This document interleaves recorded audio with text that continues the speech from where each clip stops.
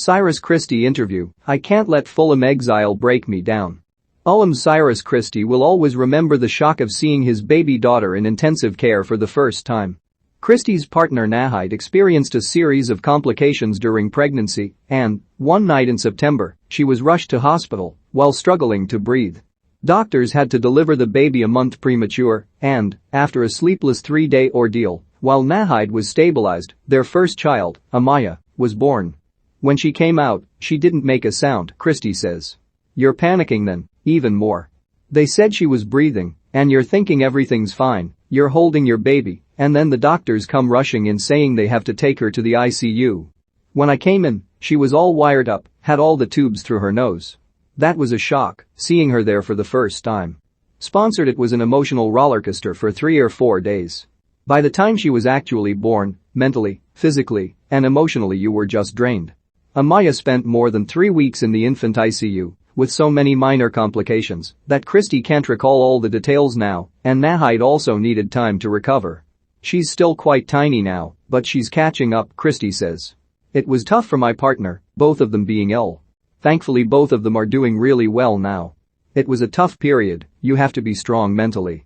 My friend lost his daughter to cancer, so you just have to count your blessings. I can't complain when there's people out there in worse situations. But it was definitely an eye-opener. I have a whole new human being relying on me. It definitely changes your whole outlook on life.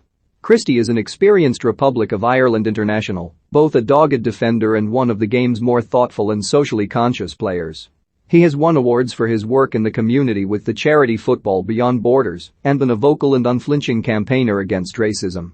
While fatherhood has not exactly changed his perspective on the abuse he's experienced since childhood, Amaya has made it even harder for Christie to understand his online trolls. I grew up with racism, so it gets to the point where it's in one ear and out the other, says Christie, who has Jamaican, Lebanese, and Irish heritage. When I came to Fulham, a guy was sending me pictures of black people hanging from trees and saying, "This is you and your family next." The police make out they're going to do something, but they don't. It gets to the point where people don't bother commenting and speaking about it. That's the point it got to with me. I even said to Fulham I don't want to speak to the police, there's no point. After we went through the investigation, they said, I can see why you didn't want to. Fulham were really thorough and dealt with it really well. They have a lot of people doing a lot to make a change.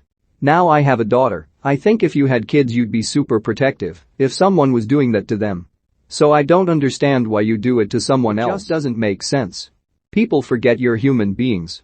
You're just classed as a footballer. You look and it's a 40-year-old man with 3 kids abusing you. You just think, go and look after your kids.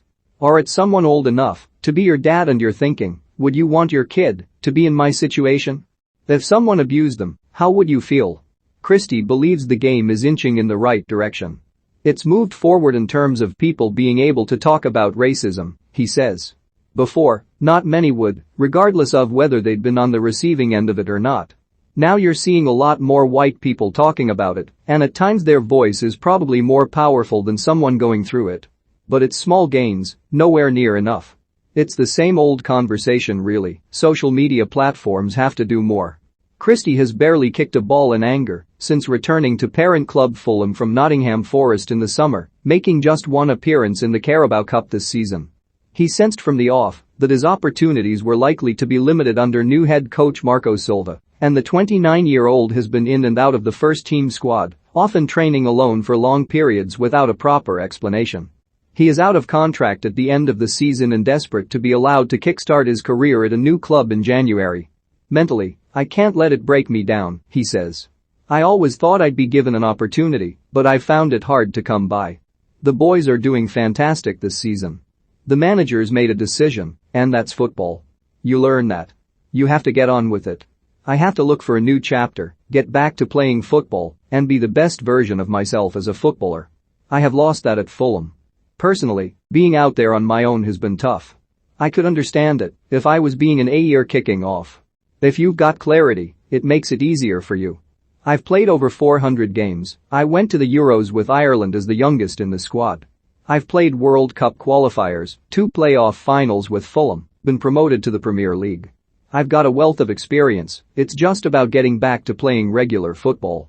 I believe I've got a lot to offer many teams, as long as it's the right fit, the right style of football for me to thrive. There is one reason, though, for Christie to be thankful he remained at Fulham in the summer. When I look back now, it was a good thing I didn't eventually move in the end. I had to be around for the birth of my daughter and support my partner, he says. The biggest thing for me in life is being the best father I can be for my daughter. I need to be there for her, I can't let her down. It's such an amazing feeling.